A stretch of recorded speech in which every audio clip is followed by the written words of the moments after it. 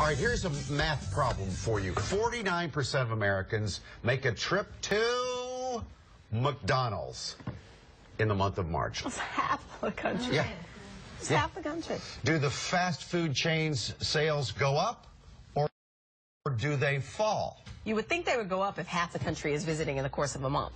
Turns out the sales were slacking. Right, I know the answer. So according to a study, nearly half of Americans over the age of 14 went to a McDonald's in the month of March. But in April, the fast food chain reported its first quarterly sales decline in a decade. So what were we doing before if half the country went before? Was 75%? Well, it could be just bad sales for January and February. January and February.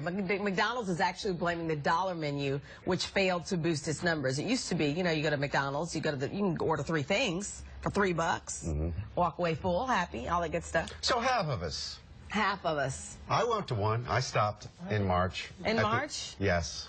I was hungry. It was about 2 in the morning. What'd you order? I got 2 cheeseburgers.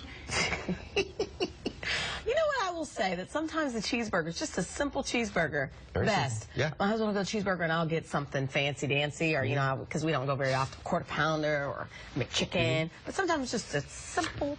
Sometimes I'll shake it up and get the fish fillet.